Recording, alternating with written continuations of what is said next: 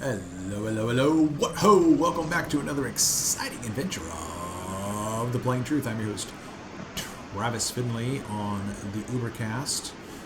So, what I want you to think about is just think about what you would think about if you had to think about this topic on your own or even with someone else for the first time, okay? So, you and a friend are standing out on the beach and you look out toward Anacapa and you have a camera or a high-powered telescope and you're like, hey man, look, we can see the lighthouse. And your buddy goes, hey, look over to the left, man, and see if you can see the arch, man. It should just be right there in front of the southern tip of the archipelago, man.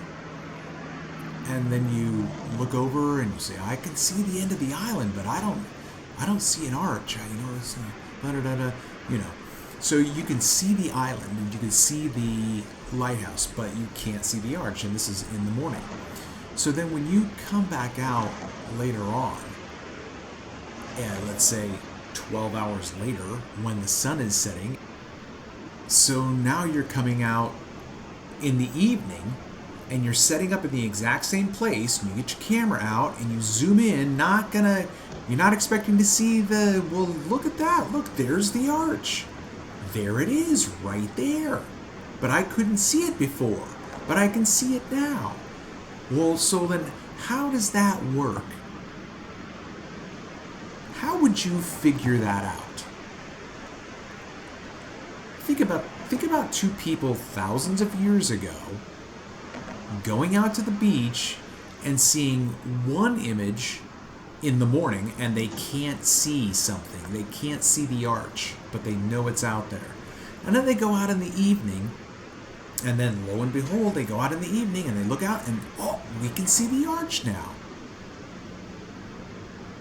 How do you think they would talk that out? Why couldn't we see it?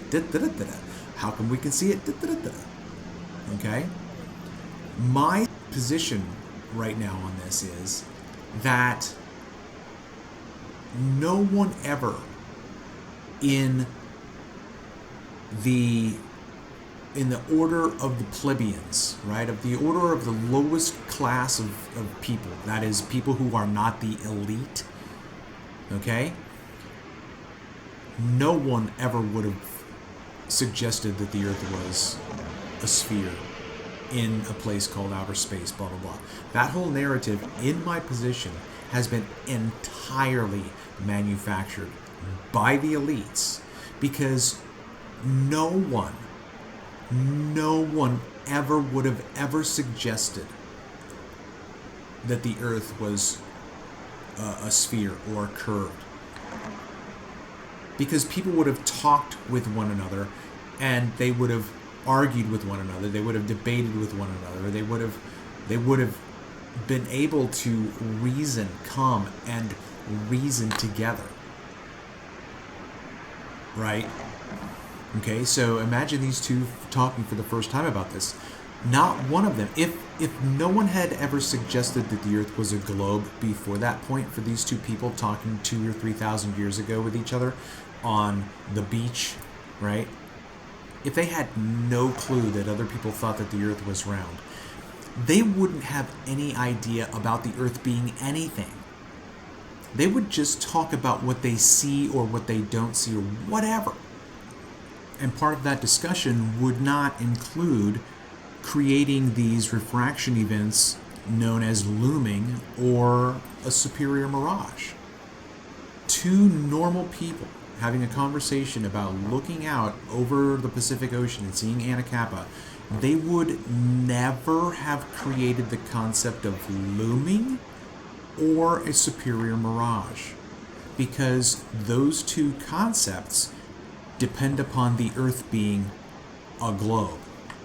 And I'm telling you that no one 3,000 years ago would have ever described where they lived as the flat earth or a globe or whatever, because people, they just wouldn't have thought that way. Look, I'm saying this, okay, I'm already on this, okay, this is my opinion. they would have just known about traveling hither and thither. Go turn left at that rock, turn right at the tree that got split by lightning back in the day, blah blah blah, right? They would have just known about going one direction or another. The earth wasn't flat or a globe. No one would have talked like that. So I'm trying to give you a demonstration of something that you can see with your naked eye at times, depending on the condition of the medium. And sometimes you can't see. And the only reason why is refraction. So if these two guys 2,000 years ago would have been thinkers having a discussion, probably one of them would have started a new hobby for himself and become a meteorologist to understand how the air is changing what happens out in the distance, right? That's how scientists are born. That's how I was born into this discussion. And this is my contribution. I'm telling you that based on 5 years of observing and watching these events over and over and over again in multiple places, I've never thought that the earth was curved or flat, or, what I'm saying is that every day is different. Every presentation of this observation on other days is an entirely different field of view. Nothing matches.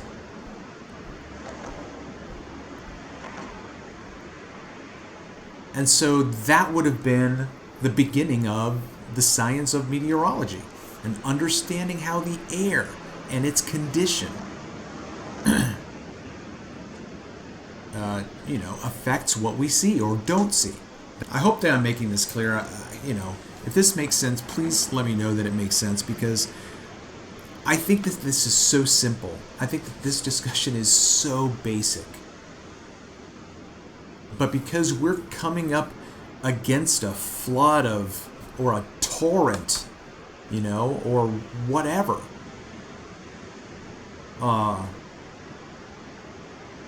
it's just real slow going. It's real slow going. But I'm telling you, the stuff that I've seen, I've seen what is written about in the science books, by Andrew Thomas Young, who hasn't gone out and done what I've done. He's written about the books, what the books say. He's got book smarts, but I've got field experience smarts. And my explanations for things that I'm seeing don't match up with the scientific field in this discussion. They have things in their discussion that I would never have thought of. There's no reason to create that concept. There's an easier way to explain it, right? If that makes any sense to you. I'm talking about completely revising the science of refraction because they are incorrect. All right, I think I'm going to wrap this up. I've made some edits and gone back and changed some things, and I just lose my spot. And I'm just going to wrap it up. So if you've made it this far, thanks so much for listening, and appreciate you being here. If you wouldn't mind leaving a comment and hitting that Fonzarelli, and then also sharing the content, I'd appreciate that so very much. Thank you. Thank you very much. And so let me get out of here, and I'll check you later.